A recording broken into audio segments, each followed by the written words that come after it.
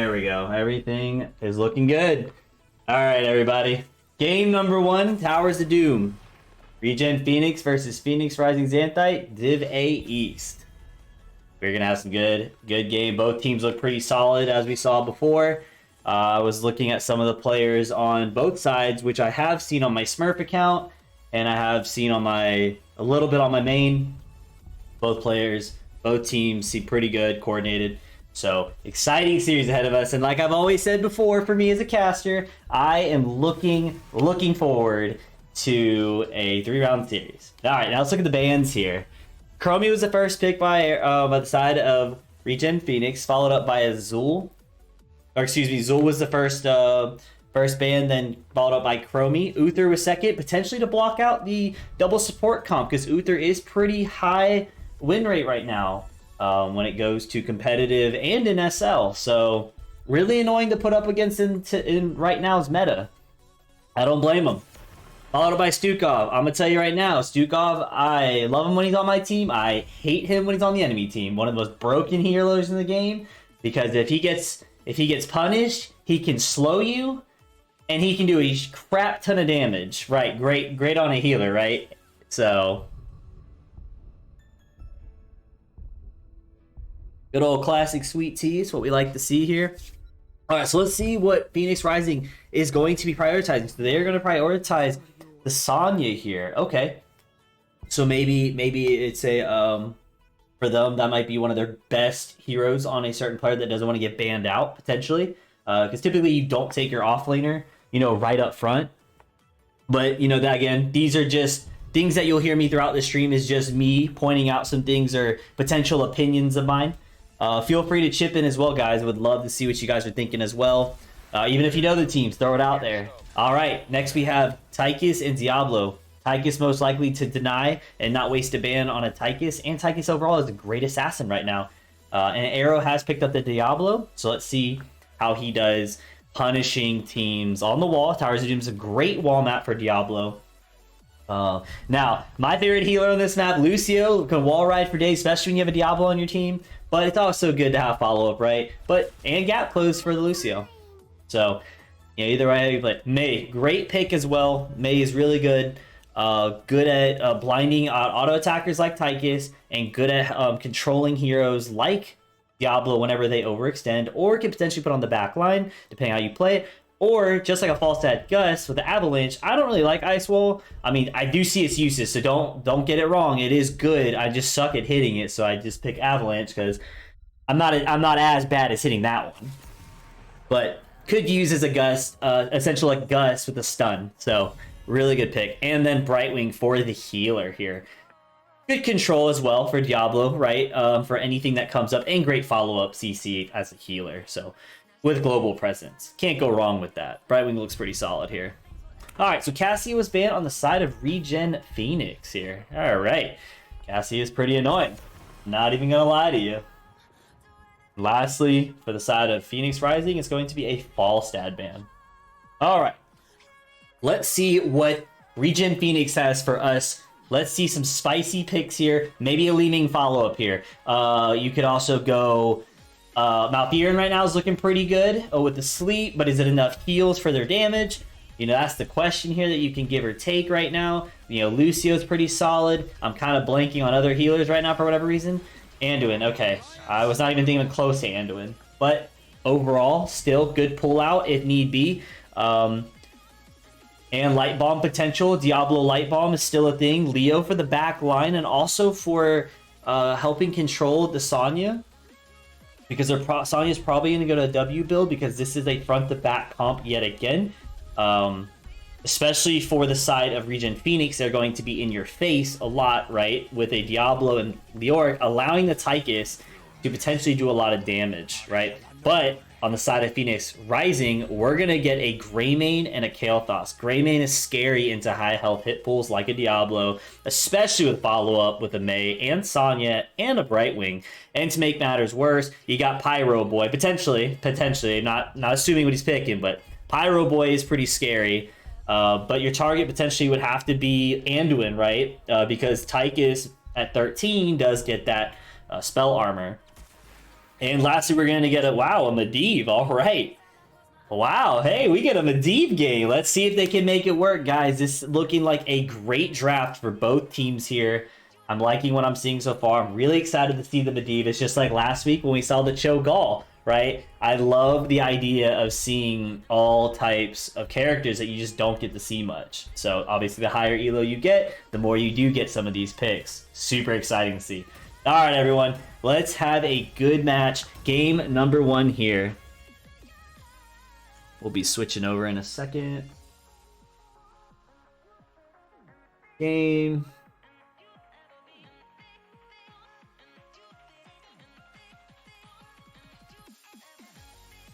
Oops. All right, guys.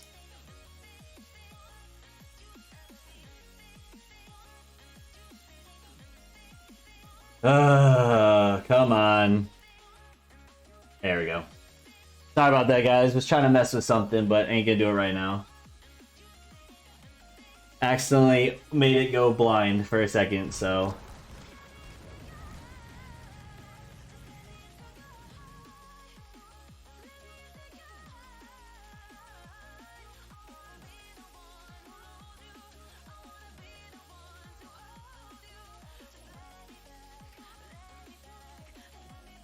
All right, don't switch there. Cool. All right, everyone. Let's introduce the teams here quickly. On the side of ReGen Phoenix, we have Leoric being played by Arrow. We have Anduin being played by Aria. Tychus by Rapid Penguin. Diablo played by Mudge. And Medivh played by Daribo. Greymane is being played by Idioms. Hiva being played by Kael'thas. Sonya being played by Joshua Scott. Brightwing played by Iron. And May played by the Lazy Hydra. Game number 1, everyone. Towers of Doom here. Let's see how they can make this Medivh comp work here. Will they be, punishing lanes by rotating through? It looks like you're going to do a standard fight 5v4 mid. Now, does the side of Phoenix Rising Xanthite, do they punish this? Because May did go in, and it is a 5v4 here. May is kind of low, but shouldn't take too much. Sonya is soaking top for free, but Leo will catch the rest of that wave, right? So nothing to worry about it. Tychus is going to get dove on by Idioms and instantly counteracted by the Kael'thas, but does the Diablo go down? Diablo is low, and Diablo might be the first blood. Diablo does get it out. He might make it. Oh, he makes it out. He made it out to the portal, protection, and heals. Excellent stuff. He was about to go down. Excellent stuff here.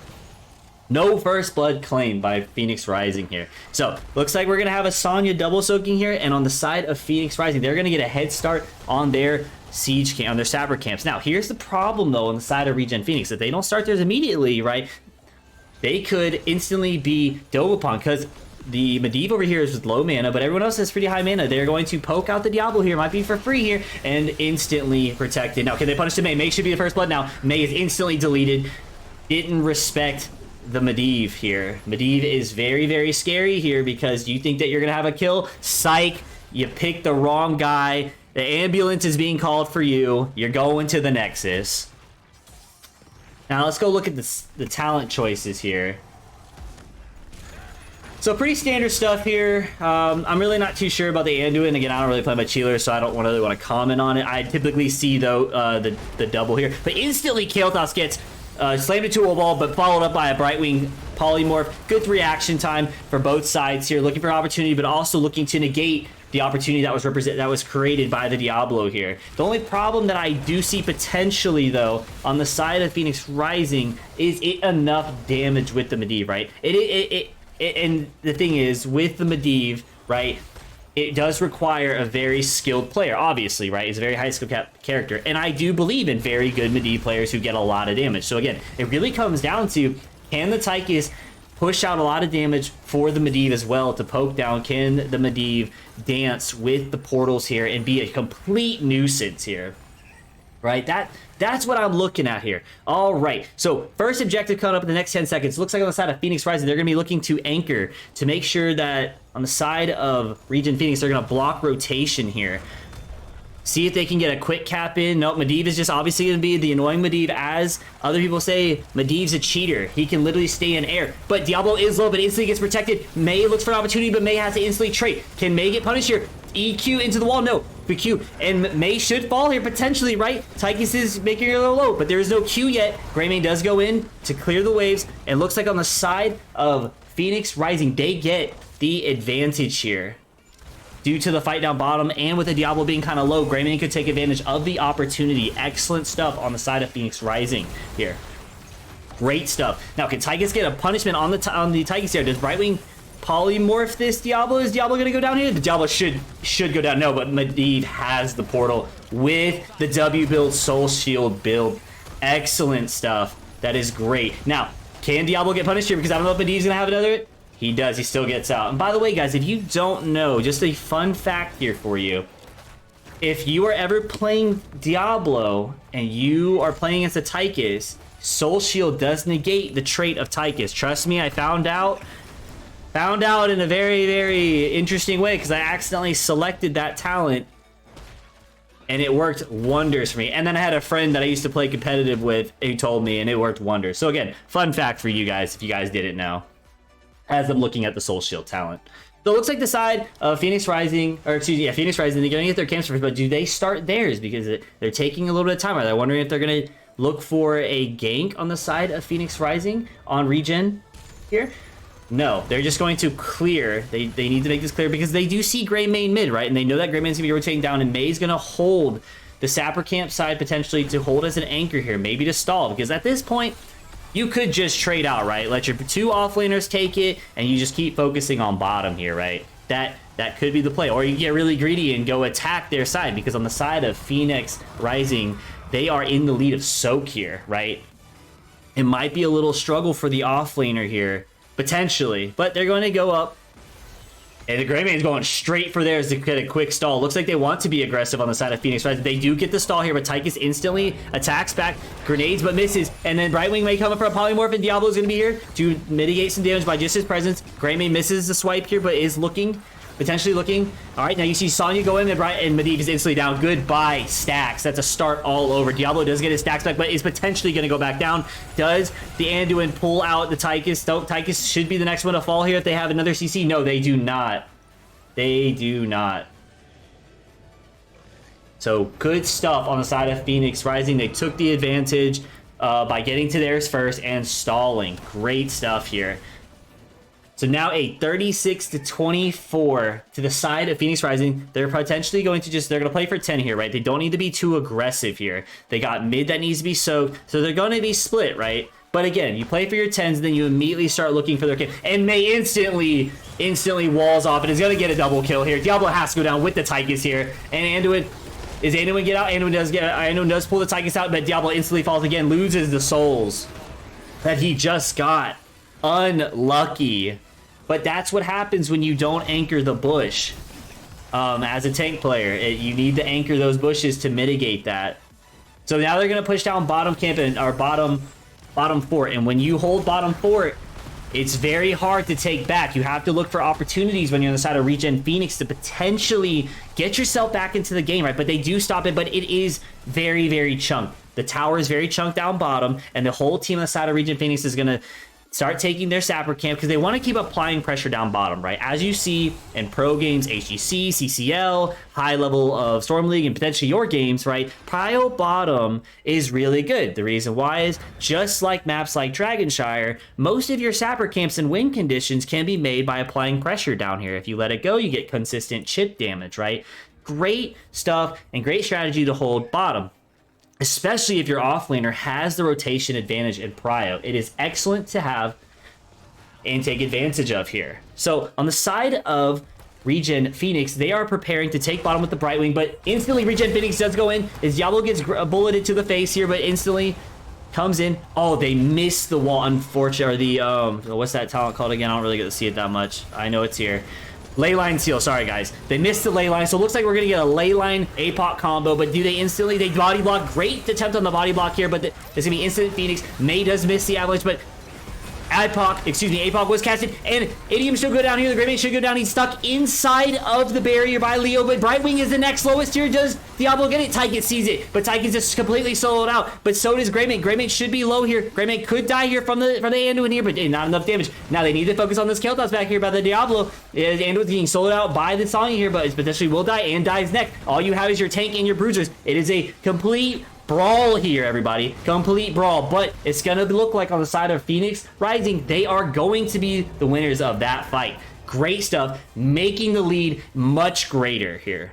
Much greater. And their sappers took out bottom. Great stuff. They may potentially look for a boss. Might be a little greedy, but Leo instantly sniffs it out. But does Leo fall here? Because he does get bulleted in. Sonya's going to instantly get another W into the wall, and does. And then you can start taking the boss here. So it's an even bigger lead here to the side of Phoenix Rising. Holy crap. 9 minutes in the game, guys, and we're going to go down to single digits already. Okay, guys, so if you're on the side of ReGen Phoenix, you just took back your bottom. This is your chance. Towers of Doom, the greatest thing about Towers of Doom here is the game is never over, right? Even if you're at one shot left, it's never over, right? That's the beauty of this game.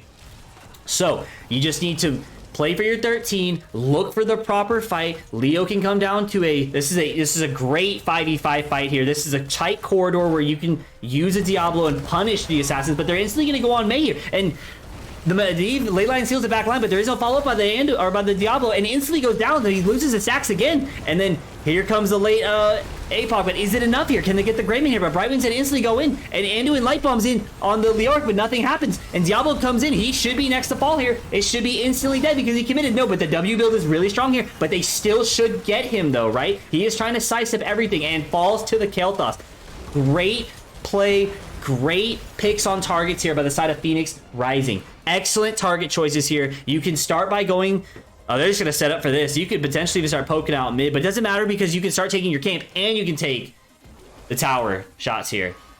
And keep pressuring bottom. Man, what a fast game, guys. Fast game on Towers of Doom. You either keep it close or you completely obliterate. It's always one or the other. But let's see if there's still some fighting power for the side of ReGen Phoenix. I believe in it, right? It takes one good opportunity. They still have it.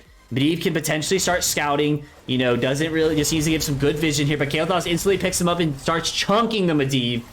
Potentially could be fatal here. Needs to heal up the Medivh while the sappers are coming in here, so they're trying to get 3 more in. Can they do anything here? Can they stop these sappers, right? Very aggressive, but I think the Tychus may go down. No, he doesn't go down. Doesn't commit, but these sappers, all 3 get in. Only one shot, as we were saying, game isn't over. I mean, it's very hard because now it's a 3. The next objective has 3 potential chances for them to end. But let's see how Diablo goes. And Diablo gets instantly pulled out, and APOC is instantly used. Anduin with the save, but can they do anything? Leyline is used, so the combo was kind of misdirected, but they're going to potentially try pushing in. Kael does get caught, but Brightwing instantly heals the Kael'thas to save him, and then Diablo should be punished here. It potentially out CC'd. Does Greymane get the last hit? No. The W build does save him again with the insta heals. When I say W build, I just mean his level 4 talent, Souls the Flame. But Leo does go down to the Sonya up top, and Diablo does go down to Greymane. But Greymane takes a trade here because Tychus completely punishes the Greymane for a trade for trade here. Do they get anything else? Does Tychus stepping up a little too high here? Could potentially be dead. No, but it isn't. Guys, this is looking like GG. It only takes 1, and Leo knows it. Leo knows that he has to hold this side. They have to play aggressive here if they want to take their chance. Looks like Tychus is potentially rotating top to stall. Medivh should stall as well, but it's gonna be tough, right? It's gonna be tough. It's Anduin and Medivh holding down the dream team, baby. Leo is holding down top. Let's see who gets it first. Let's see who dies first. Medivh can stall for a long time here. Here come the tanks. Greymane still isn't here, and Anduin. No one's focusing the Anduin here. You should just focus the Anduin because Anduin's one healing up the Medivh, but it doesn't matter. Medivh's still back up. They do get the protection. No, but he is down. But at stall timeout for the Diablo here. Diablo is a nuisance on the point. Brightwing may go down. Brightwing gets completely obliterated by the Diablo, who completely comes in top. But they do cap top. Is this Is this a hold on for a 3 tower shot here? Looks like Tychus is going to go down bottom to help with the team fight here. Anduin, no one is still focusing out the Anduin, the only one keeping them alive here. This is great, but Diablo potentially will fall here. There's no light bomb. Diablo instantly falls. Tychus is low as well. Anduin has no mana.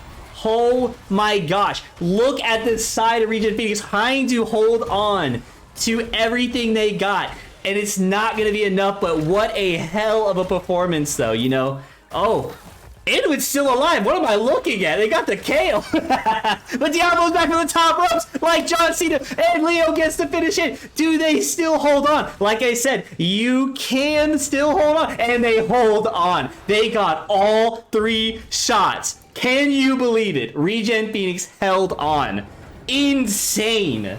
Insane plays. You gotta give respect where it's due. Great job by the side of ReGen Phoenix. It's a long game to go, but you held on to the hardest part, right? You held on to the 3 tower shot cap here. Excellent stuff, guys. Excellent. Now, you got to just set yourself up for success now, right? You gotta start playing aggressive, because at this point, you literally have nothing to lose, right?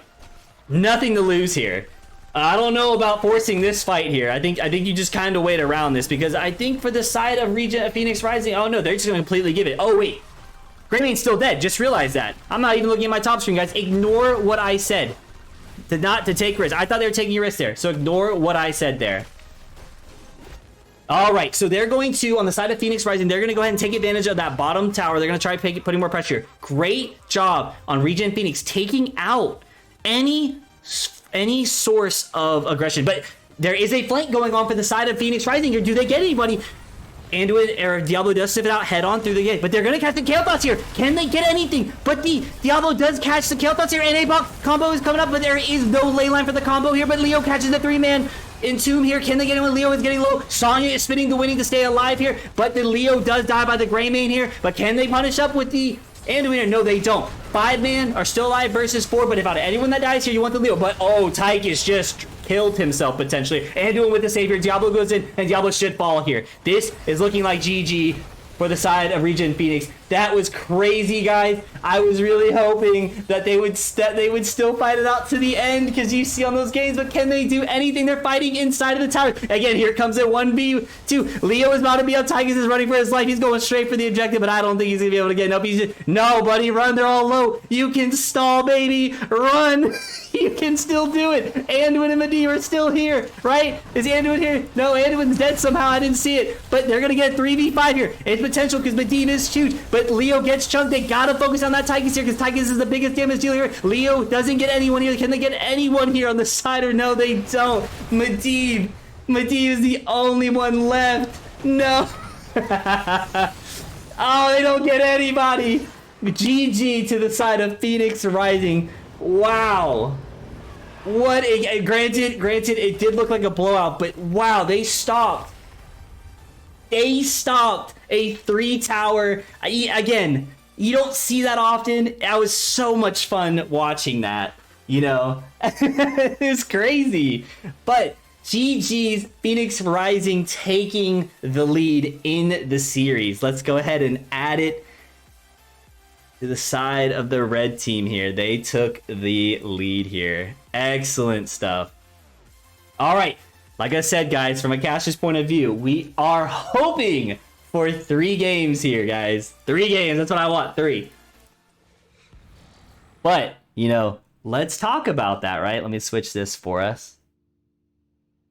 Wow, guys, let's talk about how exciting that was, right? Granted, yes, it was a blowout, but it was exciting because both teams were going at it, blow for blow. There is potential, right? Maybe there was a, again, this is just my opinion. I do feel like on the side of ReGen Phoenix, right, there just was a complete misplay of their Wamba, right? Like the ley line was not really used when it should have been, right? And it could have been due to a lack of communication, right? Because you really have to combo that with a Diablo and a Medivh. That's how you set up those combos. You get the ley line, then you get the Medivh, and then your Tychus just has to, you know, kill everyone from the APOC stun. Typically, your targets should be like a Kale, like a Brightwing, like a Greymane, your squishies. But on the side of Phoenix Rising, to counter that, though, the only problem that I see is with a Mei, right, after the stuns are down, you can instantly W where the destruction is going on. All right. Looks like we are being taken to Infernal Shrines here. Let me go to the map bans and let me update this. Guys, thank you so much for the compliments, guys. I do see these. Thank you so much. That really means a lot to me. I've been trying to do my best to get better at this. I really enjoy doing this. So guys, thank you so much for the kind words. I really appreciate you guys. So it looks like we are being taken to Infernal Shrines. Yes, one of my favorite maps. I love this map. Love this map. All right. What a great. I'm excited to see what happens in Infernal Shrines, right? Infernal Shrines can be played in so many ways, right? You can play for the very heavy macro. Just click the link. Oh, yeah. Thanks, BB. Oh, wait, really? Oh, you learn something every day. Oh, my. I played this game for 5 years.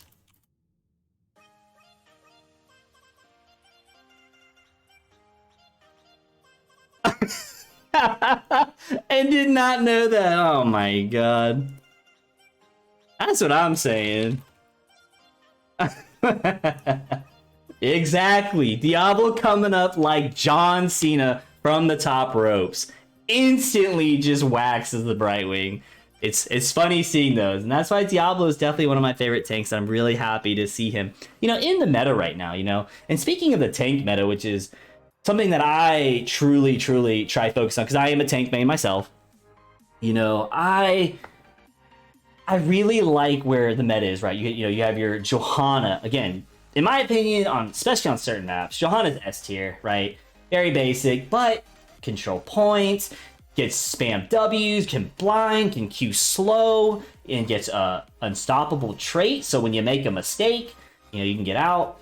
Followed up, you have your Nubarak. Nubarak is, which you don't even get to see often, right? Because that double stun with the meta of a lot of frontline engages, especially if you get a Tychus on your team, but if you have a Tychus on the other team, it's a little monk S for that Nubarak. So again, situational, a lot of points, but then Mei and Diablo, as we're talking about it, Mei and Diablo are definitely high up in that tier list, only because of the fact that, damn, they are so good, right? Diablo can set up the play still, can have great recovery on heals, and then your Mei can set up plays by WEing, potentially using your Avalanche as a, issue. Okay, so I was reading something. But anyway, I was saying, Mei, as I was saying, can be used to either isolate targets or be used like a gust, right? So, like, whenever a Diablo player overextends, you can snowball the back line, and guess what you got? You got a free Diablo. A lot of players don't play Mei like that because, they want to get the big stuns, right? They want to look for the fat gust or the fat snowball, right? So, by the way, Murda, thank you so much for the follow. I appreciate you. I didn't see the notification, but I do see the sidebar for me. Thank you so much for the follow. I really appreciate your support. But yeah, guys, I do think in this next draft, we are going to get a Diablo, potentially a Johanna. I would assume a Johanna. Johanna is so good on this map, especially the level 4 talent with the W. Murky, please. Make sure I'm seeing what's going on in this.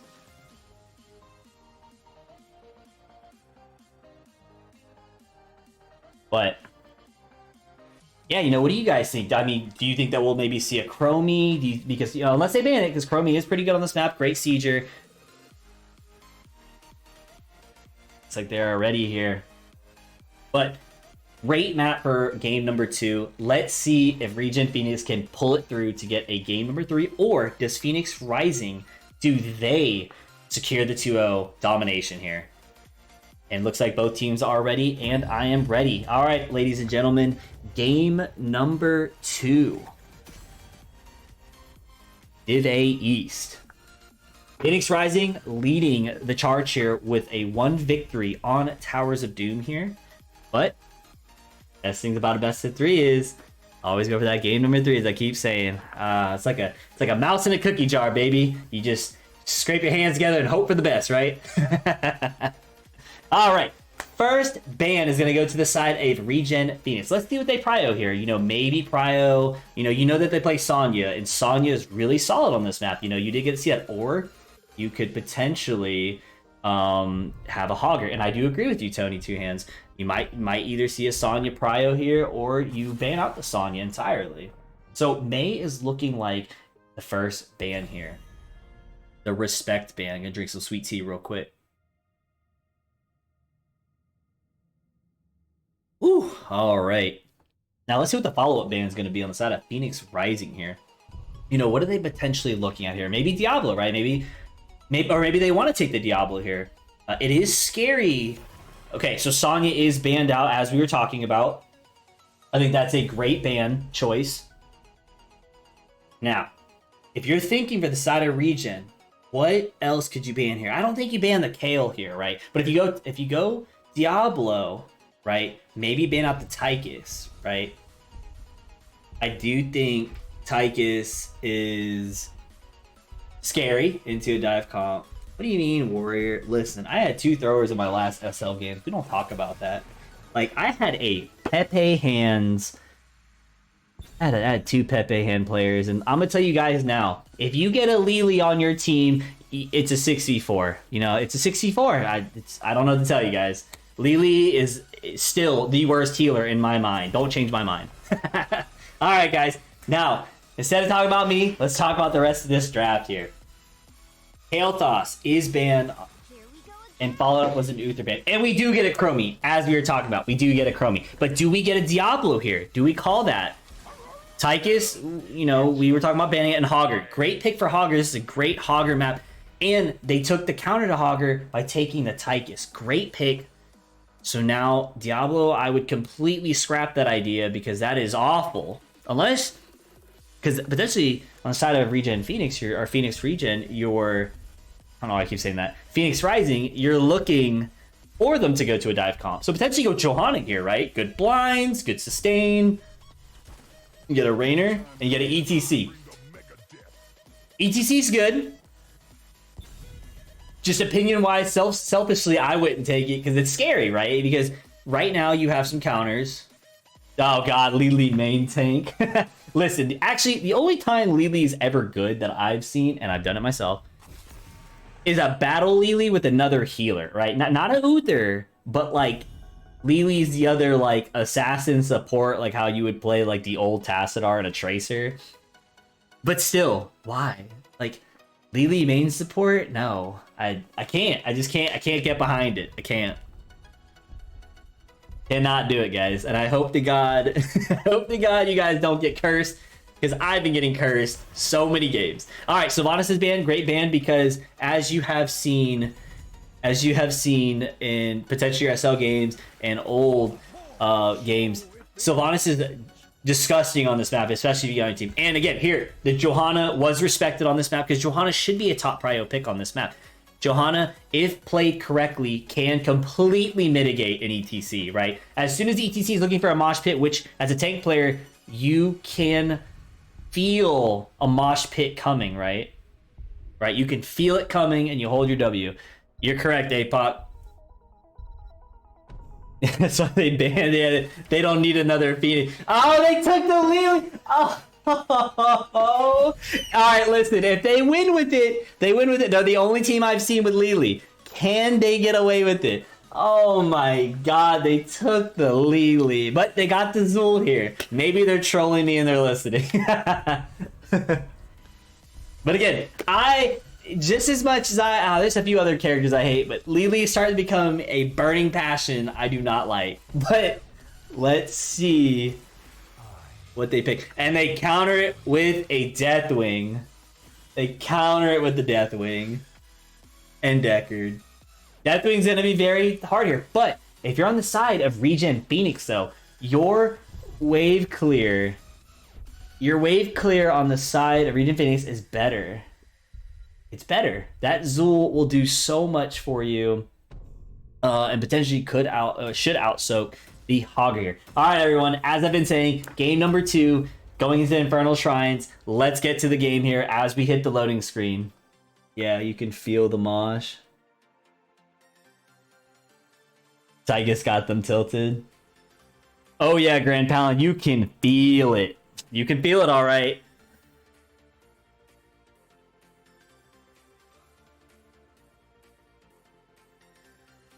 I do agree. See, the thing about it is with the ETC, it can be played well against a Joe, right? And I do think they both have they're both good picks, right? Especially for good follow up for ETC.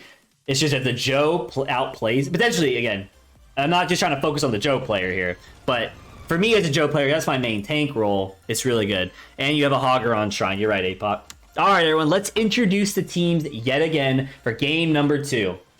We are going to start with the side of the blue team, ReGen Phoenix. Zul is being played by Arrow. Lily is being played by Aria. Rainer is being played by Rabid Penguin. ETC is being played by Mudge. And lastly, Chromie being played by Daribo, excuse me. Deckard is being played on the side of Phoenix ReGen Xanthite by Iron. Deathwing being played by Idioms. Johanna being played by the Lazy Hydra. Tychus being played by Hiva. And Hogger being played by Joshua Scott. And there are a million mosh pit interruptions here. But it looks like we're going to get your standard 5v5 in mid. See if you can get a pick here. Deathwing is just going to keep poking out. And they're going to take some chip damage. But here's the thing I was saying about Lily. Can Lily handle this chip damage? Can Lily handle the amount of damage? But can the side of ReGen Phoenix respect that? But ETC does slide in. But there's a huge chunk of damage on the Johanna here. Chromie does chunk really bad. But in this situation here, I do think the stage dive would be required, but they're looking for a gank potentially on the Rainer here, but no. And Unstoppable is used and instantly queued back to Johanna. Great reactions by Rabid Penguin playing Rainer here. Great reactions. Now you're going to do your rotations here at a minute. You can look for a camp take on yours. Get your neutral or get your both sides camp and completely get your XP for free. But they're going to just get some free poke down on the Johanna, but Johanna blinds the Rainer instantly, so mitigates all the damage here. But great poke here. But see, on the side of Phoenix Rising, they're instantly going to start taking their camp. Now, if you're on the side of ReGen Phoenix, you need to start taking this fast because they're just going to invade if they notice you don't take it. But Darbybo does start it. It's going to be completely late because on the side of Phoenix Rising, they're going to instantly start taking this. But maybe they get it in time. Let's look at the talents here. So you're getting percentage damage Rainer because you have a Joe and a Deathwing. But as I said, if you don't take it fast enough, but great anchor by the ETC. Just W? No. Doesn't need to. Just needs to get out of here. Steer clear and poking away. You have your Chromie here. As you guys are saying, potentially Chromie carry here. But let's not forget we have a Rainer here. But let's see what the Chromie's got here, right? So it looks like they're going to start clearing up mid, but Hogger's going to have a pretty good advantage over here. But it looks like the Zul's just going to stay top, and Zul could potentially just stay up top and just keep pushing, right? Because you do have a Rainer down bottom, but it looks like they're going to do a 4v2 down at the very bottom here. And the side of ReGen Phoenix Rising, they immediately know that, oh my god, sorry, this sweet tea's trying to make me burp. Sorry, guys. Excuse me. On the side of Phoenix Rising, they know that this is the advantage they need to take. So they're going to take it and get back into the XP game here. And Zul is, like we were talking about, the double soak here. It's really hard, but can they catch him on rotation here? Nope, they're not. They're just going to just, you know, clear it out for the Hogger and provide coverage for the Hogger. Now, you should also start your Bruiser camp because look at all this soak that you're missing up there. This is a full wave here, and now you're committing 5-man bottom here.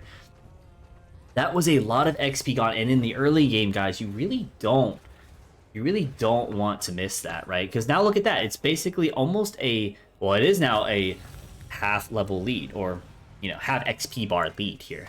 So looks like Zul is just going to just soak up where the Deathwing's at, and it's probably going to rotate mid shortly. It's probably going to miss a big chunk if Deathwing stalls him out because you do have that global advantage. And on the side of Phoenix Rising, they instantly take their Bruiser camp, which is what you should do prior to the objective up top to have lane advantage if your other team doesn't do it, which you will see in up top. So if you do take the advantage of the Shrine, their lane's already pushed back. Tyga's instantly going to start going on the ETC, and Joe has to pop Unstoppable, but it's all right because she's going to have a Deckard heal followed up.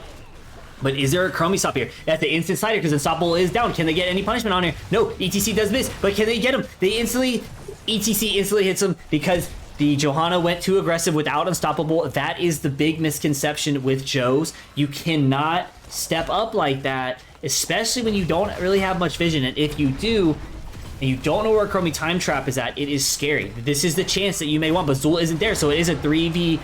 It's now still a 4v4 here, and they are going to punish the Chromie here. Can they get the ETC?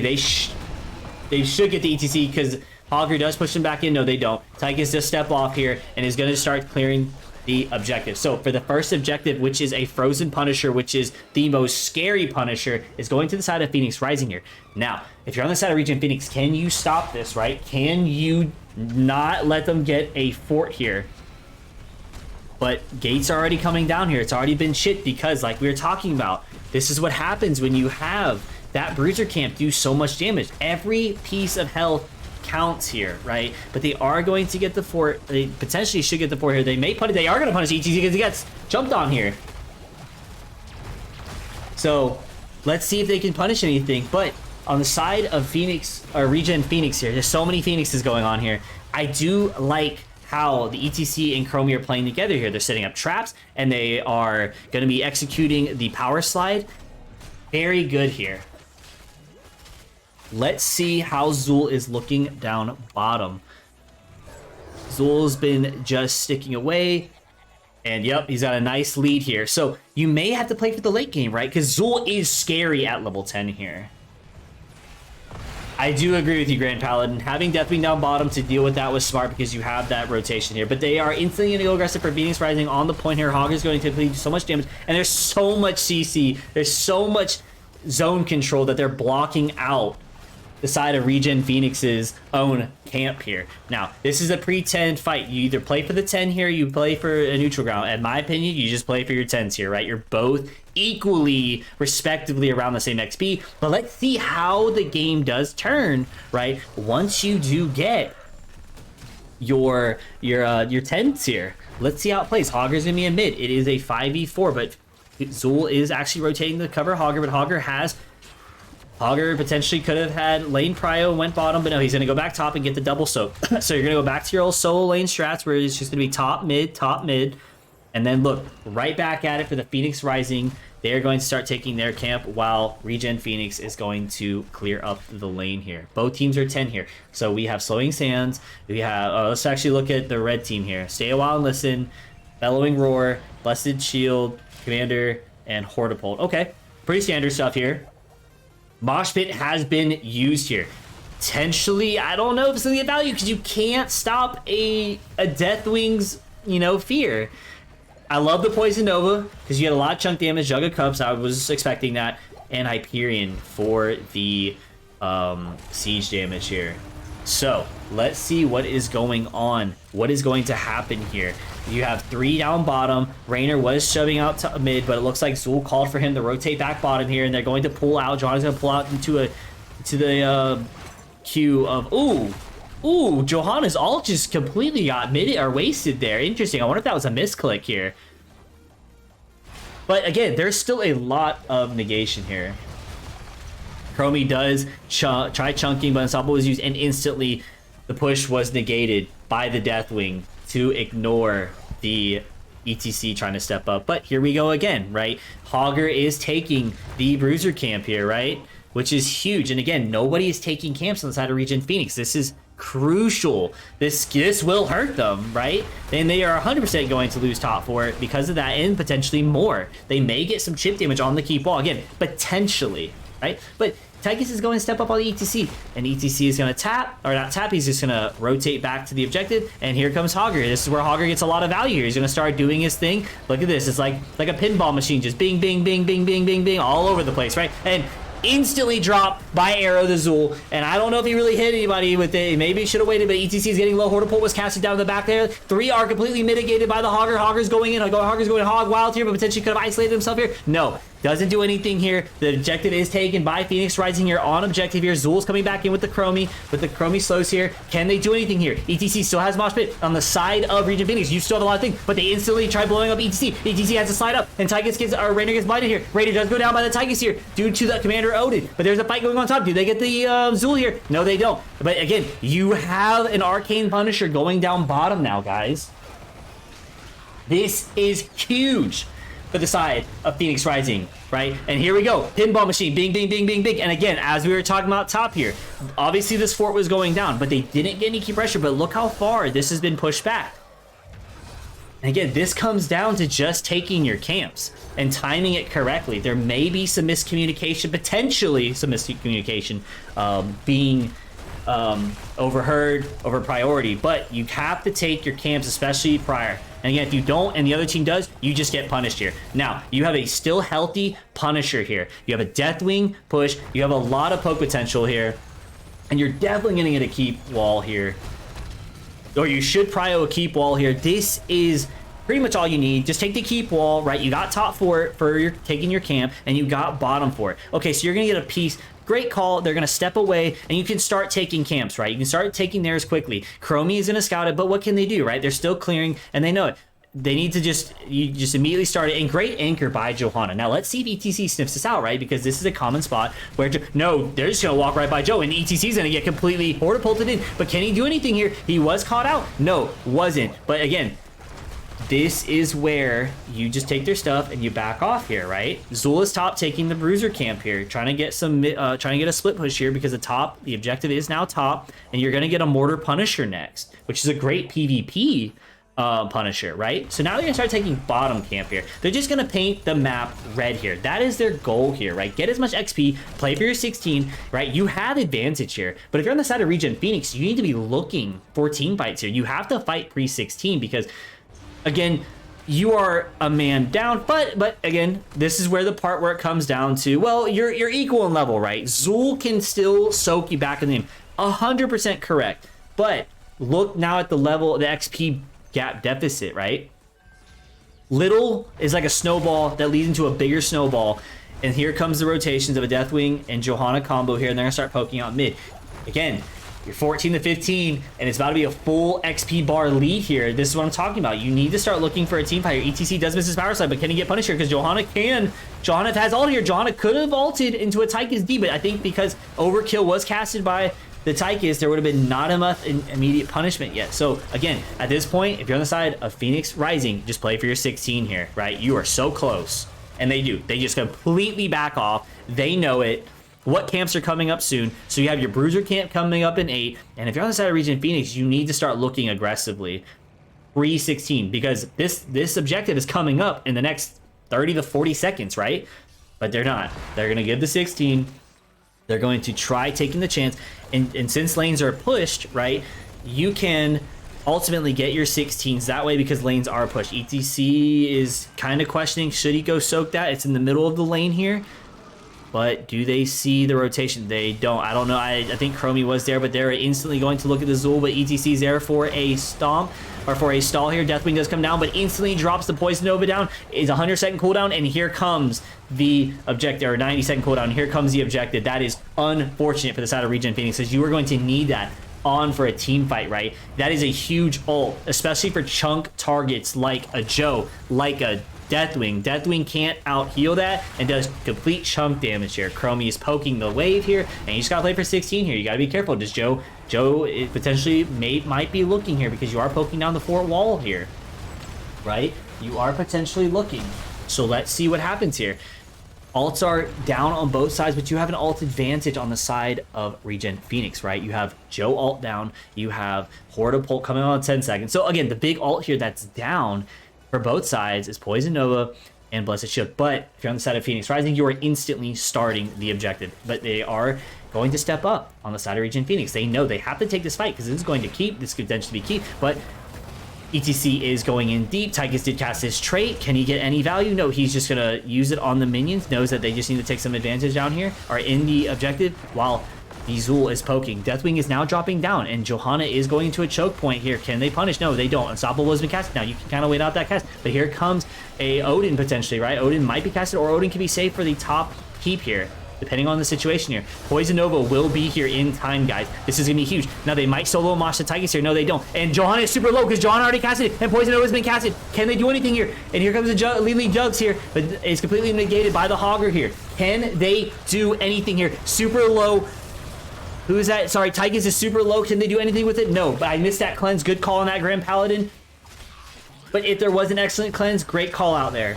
So, huge plays by Rhea for keeping up her. I don't know who she cleansed here, but that's probably why one of them got out and the other one got woken up. I thought it looked like someone got woken up there by a Phoenix Rising member. So they completely take the Punisher back. Great fight back. This is what I'm talking about. Now, ETC should look aggro here, right? You can potentially come down here, right, and wait for the jump, because all you have to deal with now is this fort here. You can look. Deathwing's obviously going to bait here. Now, keep stepping up here. Look at this Tyke. It's completely overextended potentially. No, doesn't. They're going to take the fort wall. Or do they?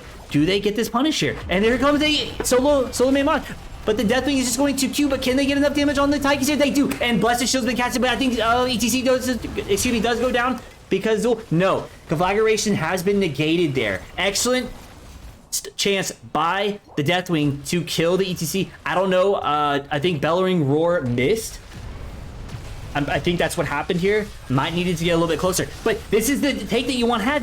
You have a kill here. Great kill. Hyperion coming down. This should be a keep to the side of ReGen Phoenix. Great stuff here, guys. Great stuff here. Deathwing is coming back in. Potential on his up. But here comes a side Deckard.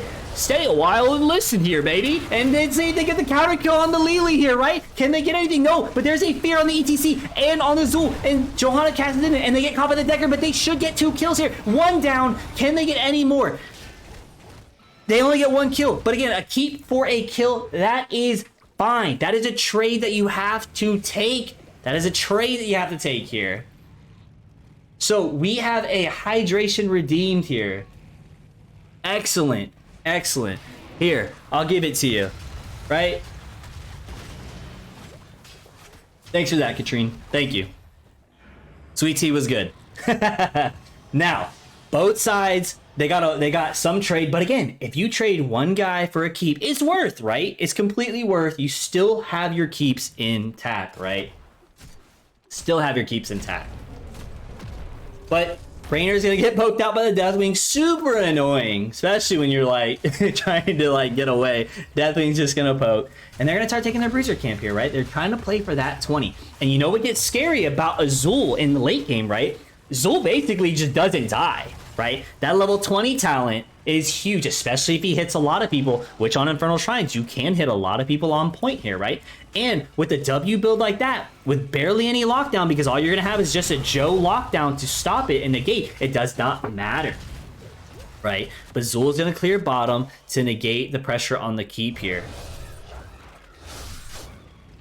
So for both sides, right, for the next objective, which is an Arcane Shrine, which is pretty scary, and wow, that Mortar Punisher did a lot of damage on the keep here, as we were just noticed here. I'm noticing by Guy Dude here calling out. Good call out here, right? 70% is left on the core here, and they're going to start focusing bottom 4 here. Great punishment and great anchor here.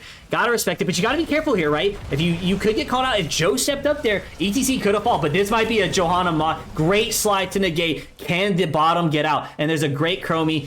Johanna can't get out. That could have been scary, right? That could have been scary for the side of ReGen Phoenix, right? Johanna could have moshed there. But they're gonna start punishing the mid fort. Good stuff. They knew they had to take it down, right? They knew that. While we have a little bit of time here, let's look at the level 20 talents here, right? You got your classic Respect the Elderly with a Silence and Blind. You're going to have your Stood in the Fire. Oh, they're going to start fighting over this top bruiser. No, but instantly, that's not good. That's not good. Oh, no. Can he get it back up? Because I think this is going to be coming up in the next 30 seconds. And I think the side of... No, it's here. Oh, I was right. 30 seconds. It's here. This is a big ult down. And Ariel's Visage is huge. That is an ult that you need to keep up here.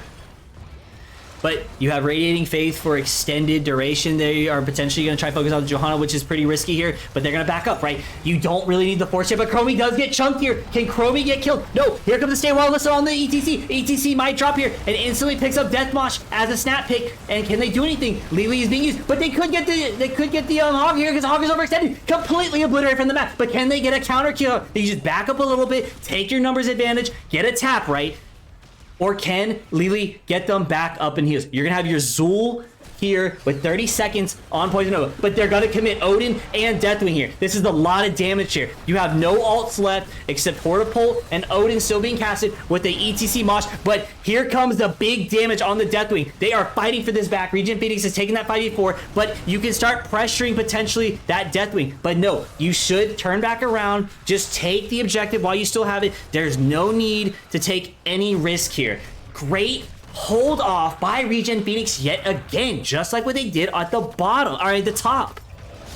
They are still holding on, guys. This potentially could be rough. Let's see if they get another pick here. Hogger got completely punished because he was looking for that back line. He was potentially thinking he was safe, but then everyone got turned on him because everyone was getting low.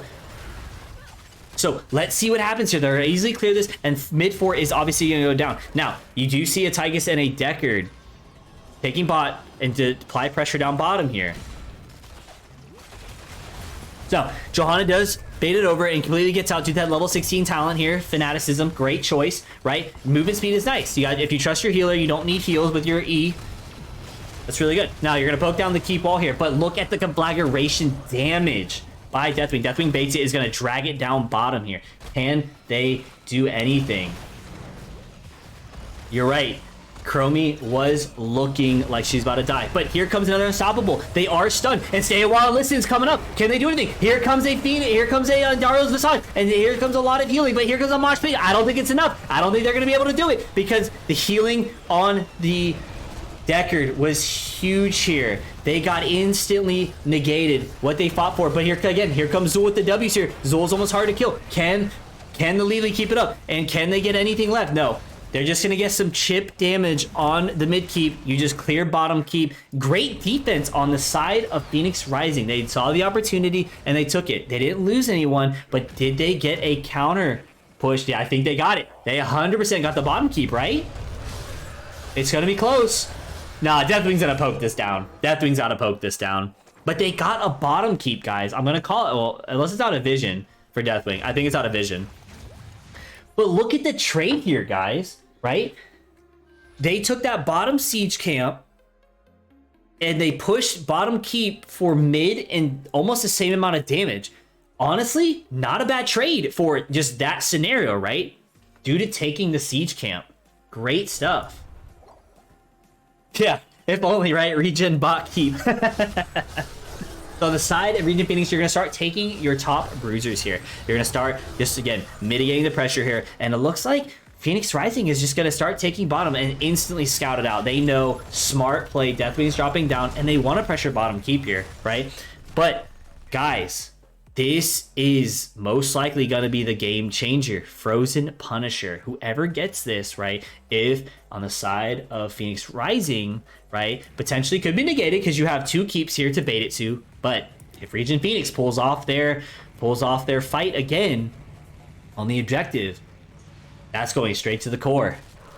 Straight to the core. But it looks like they're going to focus on bottom, which you rightfully should, because it's just an easy grenade and Johanna E, right? Which makes sense, right? Nothing you can do. Just give it up. It looks like you're going to meet the bruiser camps up top. You have two Katas with the bruiser camp, so it's going to be more than likely still going over to the side of ReGen Phoenix, but they're going to start pressuring mid here, right? Start pressuring mid, and you have a lot of poke potential. Let's see. Top objective should be coming up soon in the next 40, 50 seconds here. Or next 30 to 40 seconds here. They're going to clear top here. They want to start pressuring lanes, right? They really do. But again, all you got to do for the side of ReGen Phoenix here, in my opinion here, is just chill, right? You just defend your gate here. You don't need to step out much. Just wait for the objective here. You got great push potential here. If you want to see how you can look at which Punisher it is, you can hover over and it'll tell you. So it says inactive Frozen Shrine, which you can see down below. You can do that in-game as well, guys. All right, so they're going to start pushing down the top gate. But again, right, you just don't need the force. Your fight potential for ReGen Phoenix here is to just play on the objective here. That is where you shine clearly, right? You shine so well. But look at bottom here, guys. Bottom has a lot of pressure coming here, right? That's going to be detrimental with another catapult coming. So hopefully they can fight and win it fast enough, right? One can hope, but they are looking. They're looking aggressively here because they know if they can kill one, potentially they can do more. But Chromie is. Oh, they focus on the Tigers. Can they kill the Tigers here? But they don't.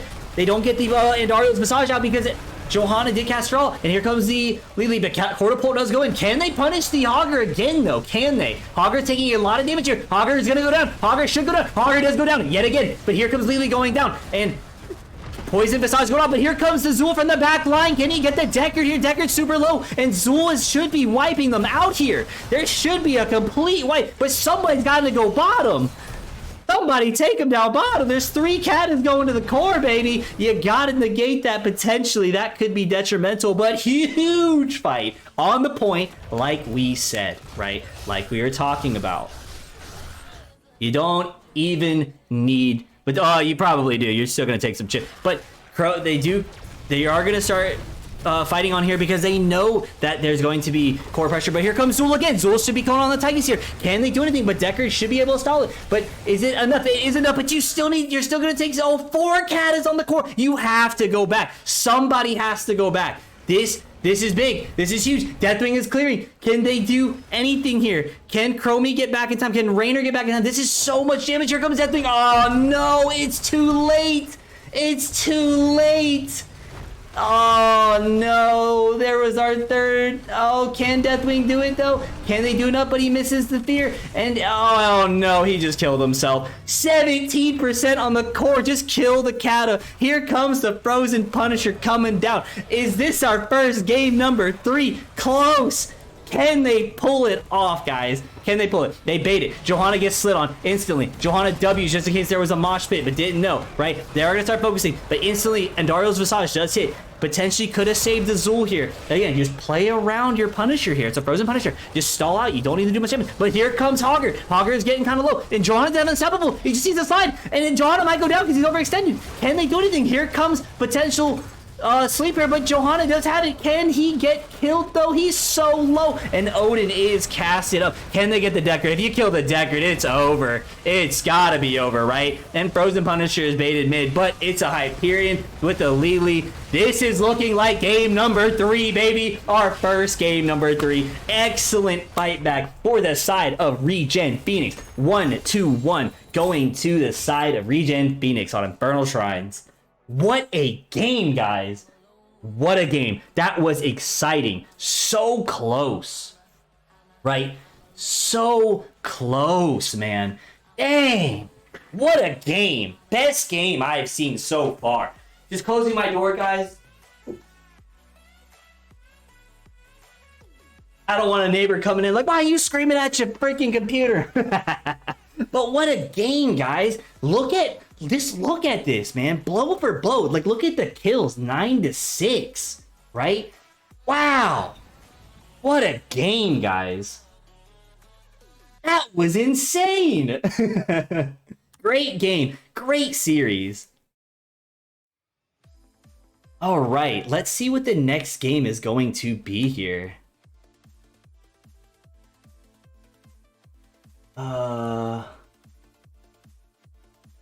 Let's see here. Sorry, I was looking at something. Exactly, guys. Scoop indeed. Oh my goodness. What a series. And we finally got it. We finally got a third game. And it's, of course, right, with the double Phoenix, right? So you have... Oh, wait, that didn't update. Let me get them their score. I thought I updated that. There we go. 1-2-1. Guys, wow. Of course, right? It's got to be the double Phoenix, right? Gotta be, of course. Great games here. Great games. Thank you, guy, dude. As you guys see, I also brought some water just in case, because I didn't know how spicy this would get. And, oh, another hydration. Oh, God. All right. Oh, my God. You're right. I probably do need to hydrate after that one, everybody. I'm going to need to make sure I can call all these spicy plays for the third game. And we know the third game is going to be good. This is for the win here, right? This is for the win. Let's see. We're still waiting on a map pick for the side of Phoenix Rising. Now, let's see. You know, we'll do a bonus here because I'm probably going to need it. Exciting games. Exciting. I am so ecstatic. I know you guys can tell, and I hope you guys are having a good time as well. And while I can take a look at chat here, guys, thank you so much for your support. Thank you for all the kind words. It really means a lot. I've been trying to work on definitely casting and getting into this. It's so much fun. So it really means a lot seeing you guys here and giving me great support here. So thank you so much for that, guys. All right, let's look at the... We'll go back to the map bands here. So as you guys can see, whenever they pick, the opposite team wins. But let's see. Can ReGen Phoenix pull it out, or can Phoenix Rising pull it out? And here we go, everybody. Arrow has called it. Braxis Holdout has been selected. Let's go ahead and go over there, and I will give you that stretch in 1 second for you, my guy. Let me just set this up here. Braxis Holdout should be the blue team that has selected it. Yep. Should be. Yeah, that's correct. All right, let's get our stretch in because we got to get our backup. Everything, boy. Ooh. Oh, man, dude. I was slouching. I was. I also was jumping all over my chairs, like my lower back. So, thanks for the stretch, guys. Thanks for the help here. So right now we're just in lobby. They are looking to switch me out. They don't want this, right? They don't want me on their team here. All right, I put some spicy play. Do you ever see my Murky on Braxis Holdout? It's pretty spicy. And bronze. Excuse me. All that sweet tea is catching up to me with the burps here. But guys, holy crap, Braxis Holdout. Do we get to see that a lot? I don't know. I see a lot of teams banning it because it is an annoying map. But I think both teams have strats for it, right? And besides, ReGen Phoenix here. You know, from what I was talking to, when I was talking to one of them, they're, you know, they potentially potentially felt like the underdogs here. But look at them. They're doing well, right? They took a situation and they took the fights to the points. They understood their win condition, right? By having a lot of great sustained heroes like Zul stepping up a lot, ETC pressuring, moshing at the right points, right? Great solo moshes, by the way. Great solo moshes. It did miss some, but hey, that's the lifestyle of an ETC player, right? You're gonna miss, but you're gonna miss every mosh that you don't take either. You know what I mean? Because when you mosh, you still have to dedicate a lot, or not a lot, but you still have to dedicate some ability to it, especially if you catch somebody, right? So, great game. That Zul was spicy, guys. I mean, I was following the Zul, and I mean, there's plays being thrown all around, right? I saw that from you guys from the chat. Lily was cleansing the stay a while and listen, baby. Oh, my bad. And they're waiting on me to be ready. You know, we have great cleanses, but then on the side of Phoenix Rising, you know, you had great setup by Joe. You had Deathwing completely conflagrating with the Odin, and Stay a While and Listen that did so well. Iron on the side, right? Iron was looking for a side Stay a While and Listen and hit it and stop that top push from going any further, but still, right? The top Punisher originally that took the keep and did a lot of damage to the core. So potentially if that sleep wasn't used, you know, it potentially could have been gained. Potentially, right? Because I was also looking at other things like the back line, so I potentially was missing the front fight. So you are right, Warrior. Solo moshes are worth it as long as you get the kill. Yeah, absolutely. And as I've always said, if you can secure a solo mosh, especially in rotation, right, it's worth it. It's always worth it, especially if you get a kill, as long as you don't dedicate a lot of other ults, right? If you solo mosh, especially post 13, it's totally worth, because at that point you have a numbers advantage. Typically you have a numbers advantage, and your W with the that's sweet tea, man. Thank you, bro. and the I always forget the talent's name, but you know what I mean, the level 13 W talent, the speaker on the ground. If you hit a big one, you get your ult back. It's like, it goes from like, you know, a long cooldown to 40 seconds out of nowhere, right? And it's, again, that is what happens when you use it in rotation here. That's why you want to look for opportunities prior to objective, potentially to even assassinate one of the enemy team, right? So, I definitely thought the respect the Elderly was going to ruin ReGen, but he missed. Right, he did miss some, but he did hit. He did hit, but again, as what was called out, cleanse did save. But the also fact was, whenever stay a while and listen was used, there wasn't any follow up. Right, we missed the follow up on it. All right, guys, let's look at the draft here. So we have a Chromie ban on the second phase that went over the ReGen Phoenix, but we have an Oriole and Uther. Interesting. I wonder if they're going to potentially run a Cho'Gall or a Hyper Carry comp. Uther potentially because it's a, like I said before in the first game, Uther is a dominant pick right now in the meta, right? Can be used as a great follow-up just healer or a great main tank in the right hands. It's scary. I love, thank you, Encore. I love playing Uther because if you are a tank player and you're stuck in the healer role and they don't really have any hard counters against the Uther, you can do so much damage. It has cleanse, it has a hard stun, his ults are disgusting, and he plays like a tank, right? You don't have to play like a healer, you can play like a tank and follow up with your tank. Great overall hero right now in the meta because you're running a lot of front to back comp. But now looking at the side of Brax's holdout, or excuse me, on the side of Phoenix Rising, you are going to get a Stukov. But here comes a follow-up with a Sonya pick followed up by ETC yet again. I'm excited to see how they play this out here, right?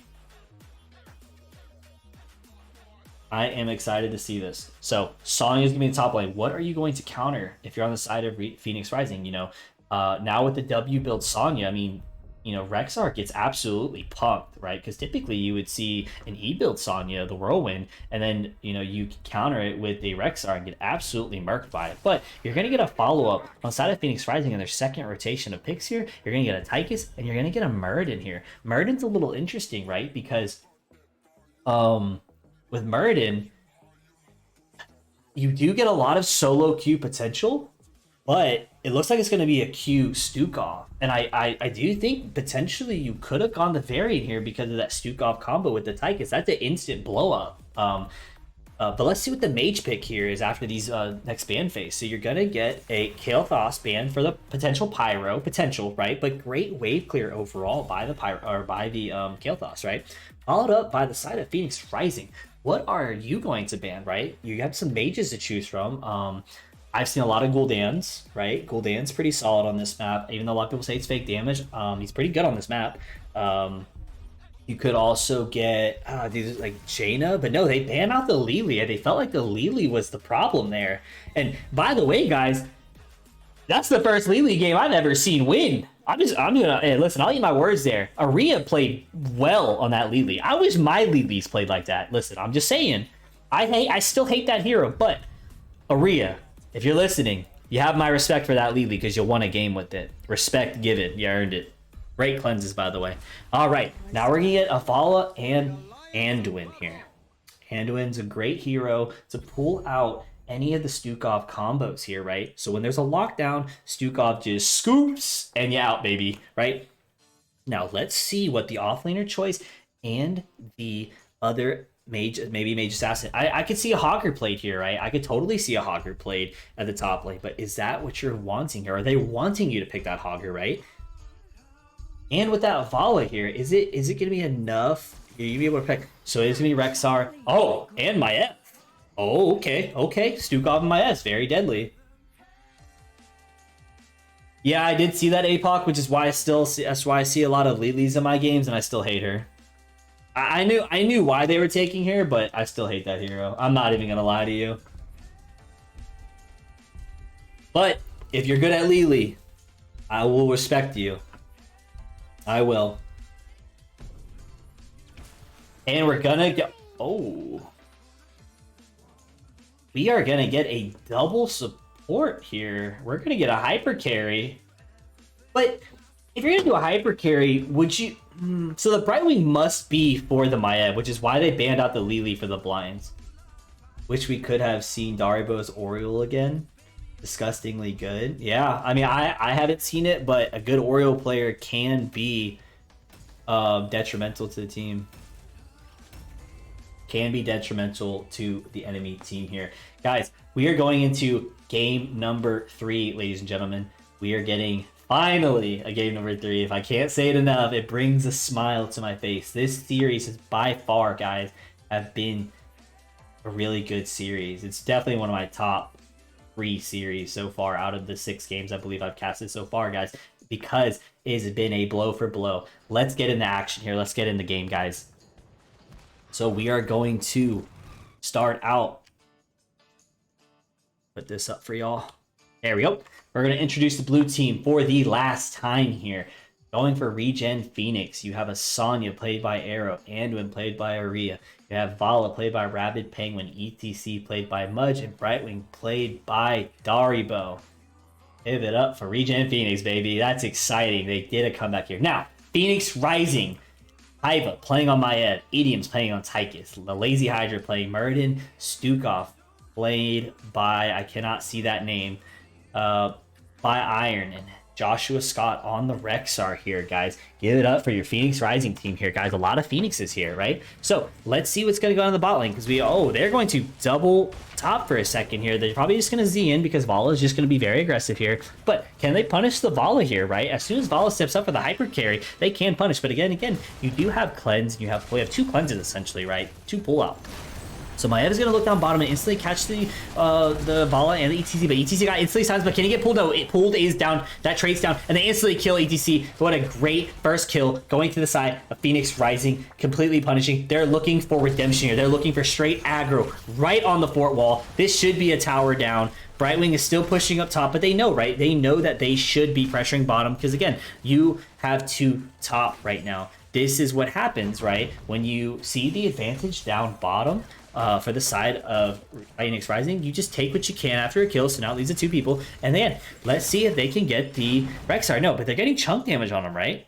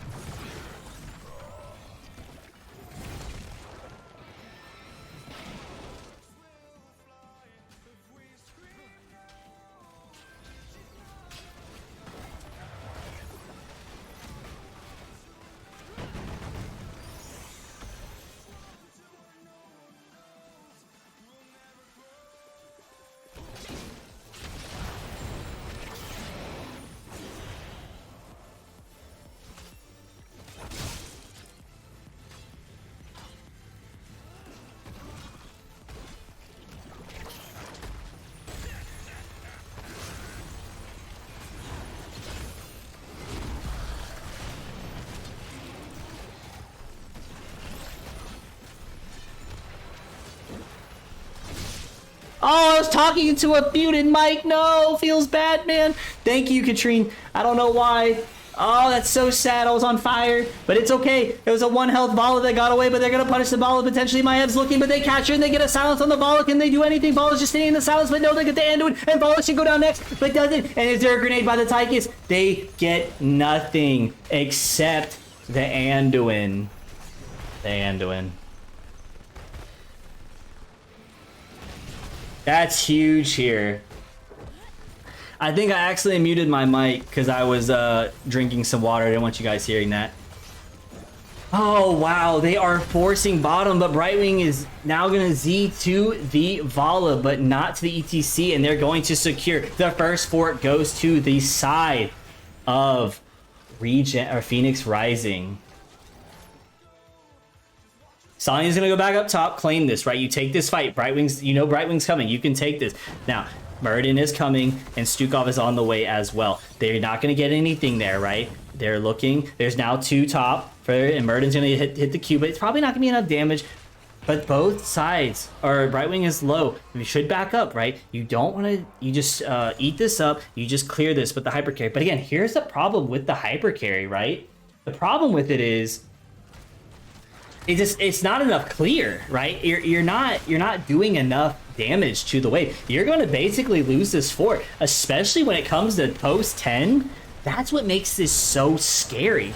And ETC is instantly worked on, is instantly silenced, but gets away. ETC is fighting in the wave, but Brightwing's gonna instantly Z back into. But the combos on the side of Phoenix Rising is huge. It is detrimental to the team fight. And Balam, again, it's still a curveball here. If they win the team fights, then the hyper carry comes alive. But we may just have to wait for the late game, and they're looking for the Sonya. Or Maev is potentially seeing if Sonya's gonna step up. They know they're just gonna clear bottom, and they don't really get much. But you get 2 forts on the side of Phoenix Rising. Huge. And again, my apologies for my mic being muted, guys. Thank you for your patience, and thanks for letting me know that. I did not realize it while we had a moment. But they're looking to immediately engage to make up for it. Can they get the Stukov? Stukov, it potentially is going to be the target, is going to fall here, but no. Sonya is now looking like the target, but they have to focus on the Stukov at this point. They're going to potentially get him. Do they get any more auto attack? No, but the Murd installs it here. ETC slides, and there is a silence in the corridor, but they don't get anything. But everyone's low on the side of Phoenix Rising. Can they take the camp? And again, here comes the team fight potential to the side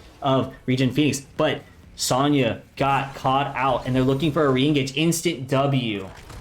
So a camp for a trade on the Sonya here. That is unfortunate. Great cleanse. Didn't know there's a follow-up, but let's look at how close the Murden's close to his quest. 19 out of 25. It's getting close. Now, do they look for an invade? Because Sonya just now spawned. Oh, there is a sniff out. And they know they're split. And Vala's on the wrong side, and they're going to push this. Vala's looking like the target here. It shouldn't die here. Oh, instantly gets deleted. Instantly. Didn't even know. Unfortunate. And there should be a Maev coming in soon. Nope, they're just going to take the camp. Vala was completely isolated. That's unfortunate. There should have been, there should have been a scout in that bush or something, because you are missing some. But again, we have the observation, so it's hard to say, what you're thinking at that point, But that is unfortunate. Now they're going to take the Bruiser camp, and they're going to start shoving in top. They're looking at the Brightwing, but Brightwing goes instantly into the wave. Pretty good, right? But can they get it back in? And they do, and they missed a Q. Oh, unfortunate, though. That could have been a kill, at least one. But here we go. They're going to pressure with top, because, you have rotation, and they don't have ult. So you use your Odin, and you start pressuring top keep wall. Now, you might be able to get some top keep damage. I'm not expecting any kills, or our top keep drop down. But again, you might be able to come, because here comes the Maya silence into the cave here. But Brightwing does go down. Brightwing does go down, and here comes a Murden ult here, but they get the Q on the ETC. Do they get anything else? No. Rexar already used a stun on Misha here, and ETC was looking to power slide the map. Not a bad idea, because if you do catch her, she potentially would take a lot of damage, but could have potentially killed you. But they do get top heat for that. Oh my god, if they catch that. No, but again, they're looking for the counter by the Sonya for the Q. They just got to play for 10 here. This is detrimental to the side of ReGen Phoenix here. They're going to go straight for they're going to go straight for the objective and potentially boss here, because you have the 10 advantage. Now, guys, what do you do on the side of ReGen Phoenix? You have to fight. You have to, right? You give objective and boss, you can't. That's too much, right? It's gotta be too much. Because now you're gonna have to clear the boss, which is gonna go bottom. And they're still not 10 yet. This is detrimental to the side of ReGen Phoenix. But Maev goes for the farm, and here comes the silence, and here comes Murden coming in, and the Sonya is completely isolated. And here comes a pushback from the Stukov, and ETC is being forced out and completely stunned. This is unfortunate. This is a wipe. This might be game. And it was unfortunate. But it's not over just yet. They're going to get a double catch here. Murden might go down here, but they're going to get the end, and they're going to get the Vala. Guys, it's looking like it's a game. Oh man, they put all their chips in the hyper carry Vala, but let's see. It's cooldowns are short here. Can they get another team fight here in time? Daribo, the Brightwing does push away. Now Sonya's gonna eat in, but they both get stopped by the Murq here. Now they decided they're low, and Sonya is low. They're gonna dive down on the Sonya here yet again, because the silence did negate a lot of damage against her and punished her for it. if you're on the side of Phoenix Rising, you guys, I mean, I hate to call it this early, but like, it's game. You still have a very, very healthy boss here. And here comes Odin, and here comes the objective. Less than 10-minute game. We're going to call it right there. Less than 10-minute game. And ETC is going to try getting a Desperation Mosh, but gets instantly hit by the Banelings and is instantly going to go down just as fast as the Banelings hit him in the face. And Sonya is right back down. And when you're on the side of Phoenix Rising with a 2-0 or 2-1 clear out, what a performance, guys.